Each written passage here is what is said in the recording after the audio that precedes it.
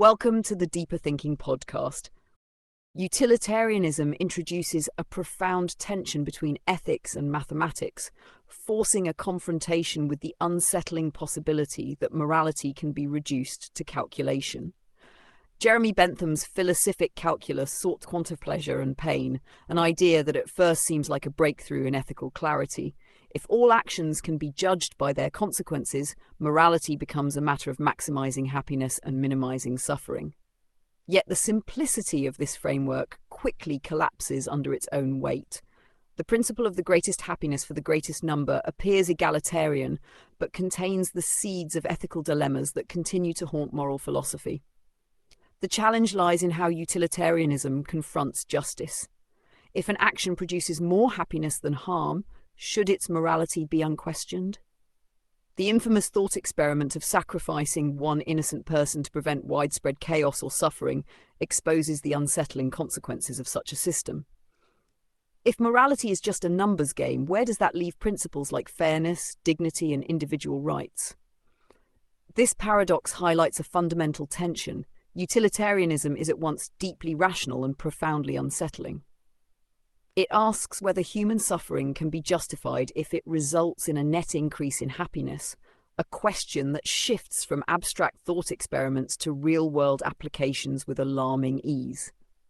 John Stuart Mill attempted to soften the rigidity of Bentham's framework by introducing qualitative distinctions between pleasures, arguing that intellectual and artistic pursuits held greater value than mere physical enjoyment. This distinction safeguarded the idea that not all pleasures are created equal, adding a layer of complexity to the utilitarian equation. But even this refinement leaves key issues unresolved. If democracy leads to decisions that ultimately decrease happiness, does that justify overriding the will of the people? This problem at the heart of technocratic governance reveals utilitarianism's uneasy relationship with autonomy and self-determination. The reach of utilitarian thought extends far beyond abstract ethics.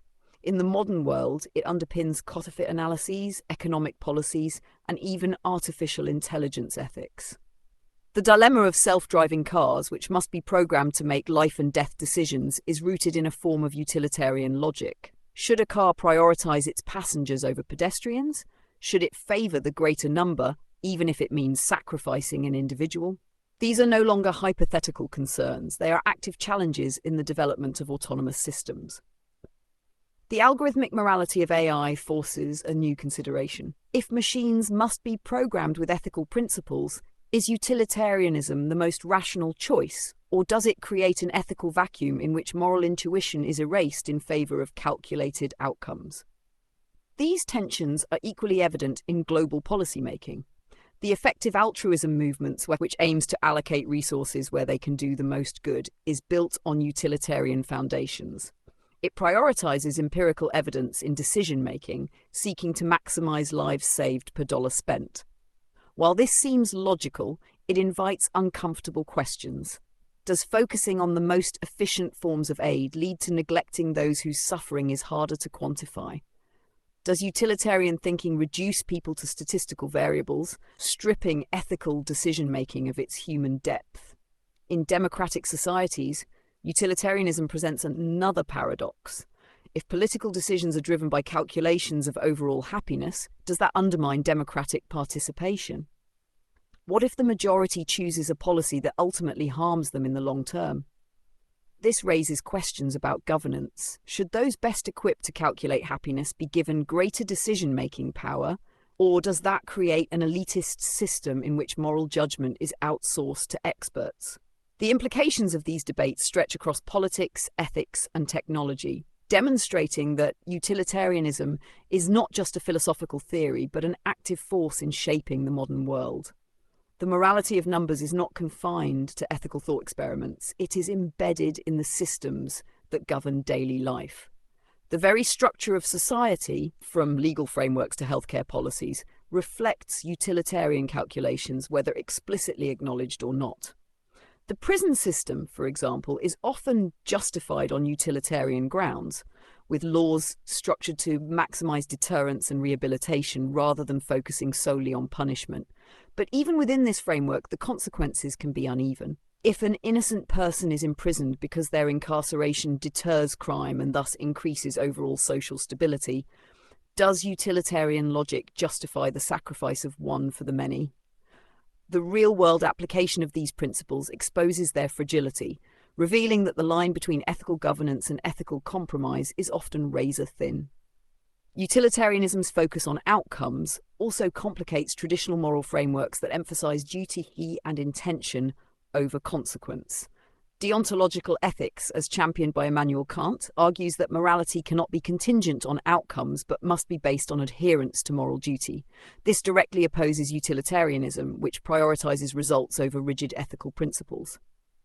The tension between these two perspectives plays out in contemporary debates over issues like climate change policy, where long-term global welfare must be weighed against immediate economic and social costs.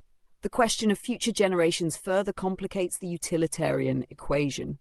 If the well-being of future people outweighs that of those living today due to sheer numbers, does that mean current generations should sacrifice their own quality of life for the sake of those not yet born? This issue has profound implications for policy decisions on sustainability and economic planning. It also forces an existential consideration. If morality is a system of maximizing happiness across time, should the present always defer to the needs of the future? The balance between present and future well-being is an ongoing ethical struggle, revealing that even when morality is framed as math, the calculations remain fraught with uncertainty. The contradictions of utilitarianism reflect the broader difficulty of applying strict ethical theories to complex human realities. Morality is not merely a system of equations, it is embedded in culture, emotion, and experience. Utilitarianism's greatest strength, its ability to provide clear, rational guidelines for decision-making, is also its greatest weakness. In attempting to strip morality of subjectivity, it risks reducing ethical life to a series of mechanistic calculations, ignoring the deeper, more ambiguous dimensions of human existence. The logic of utilitarianism is woven into the fabric of modern decision-making, but its limitations remind us that morality cannot always be measured. The calculation of happiness, the weighing of suffering, the attempt to quantify justice, these efforts, while intellectually rigorous, inevitably collide with the messiness of human life. The pursuit of a mathematical morality raises fundamental questions about what it means to be ethical in an increasingly data-driven world. The challenge is not merely in refining the equation, but in recognizing the space beyond numbers, where moral intuition and human dignity resist reduction. The unresolved tension between utilitarianism and justice, calculation and compassion, remains at the heart of ethical inquiry, ensuring that the debate over morality and mathematics will never truly end. The utilitarian framework, grounded in the pursuit of maximizing happiness and minimizing suffering, seems to offer a clear path to ethical clarity. Yet its application has revealed a series of contradictions that continue to shape philosophical discourse. In its most fundamental form, it assumes that all moral dilemmas can be resolved through a straightforward calculation of benefits and harms. This premise raises questions about whether morality should prioritize collective well-being over individual rights, and whether long-term consequences should always outweigh immediate ethical concerns. One of the most enduring debates within utilitarian thought is its relationship to justice. The principle of the greatest happiness for the greatest number suggests that individual suffering can sometimes be justified if it leads to a net increase in well-being.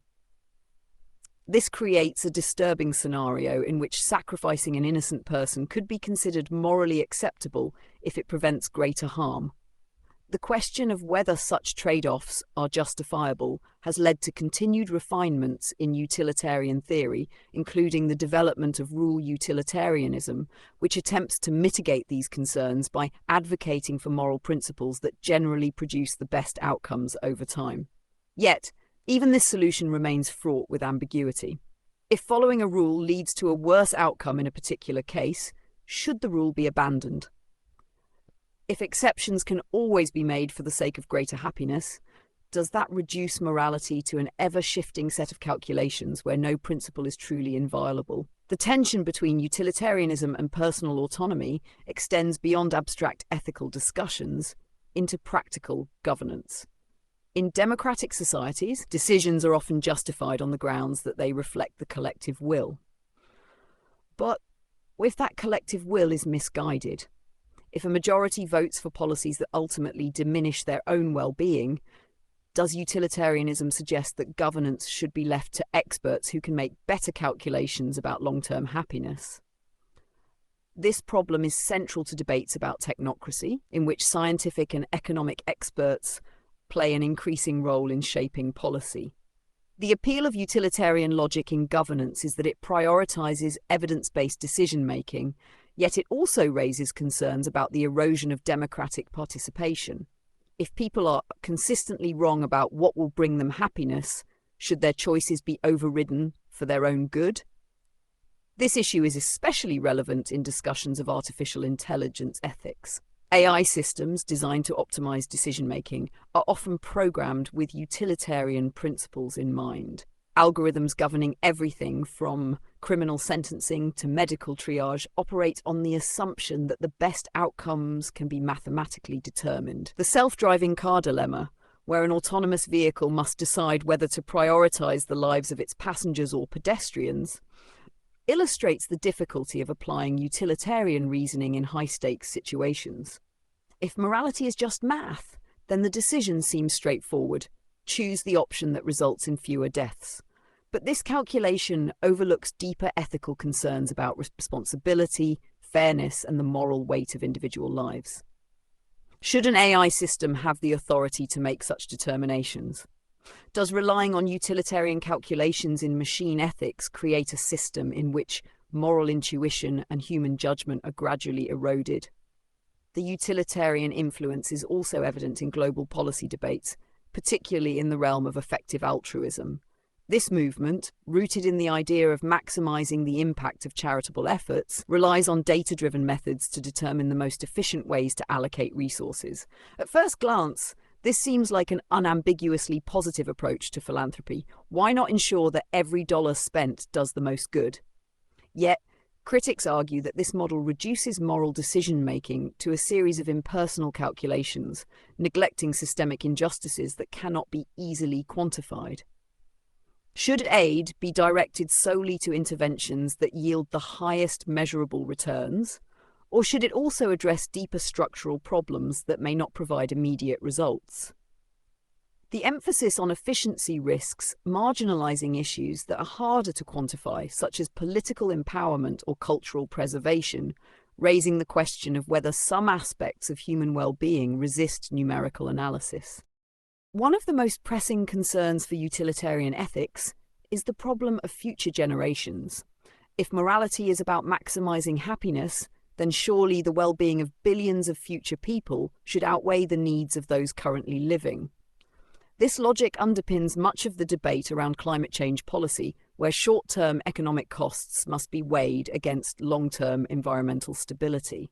But if utilitarianism demands that present generations make significant sacrifices for the sake of future well-being, does that create an ethical obligation so vast that it becomes impractical? How much should current societies be expected to give up to ensure the happiness of people who do not yet exist? The tension between immediate suffering and long-term gain exposes the limitations of a purely consequentialist approach to ethics.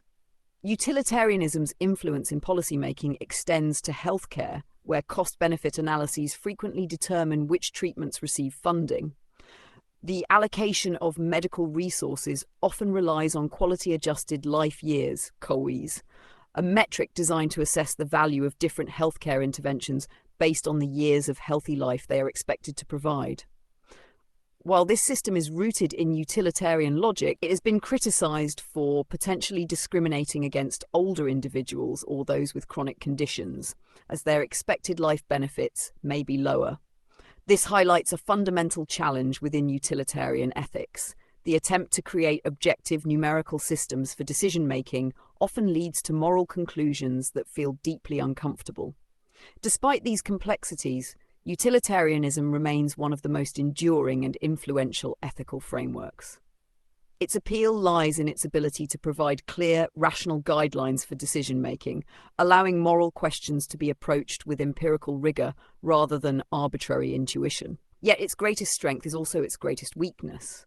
By seeking to reduce morality to measurable outcomes, utilitarianism risks losing sight of the deeper, more intangible aspects of ethical life.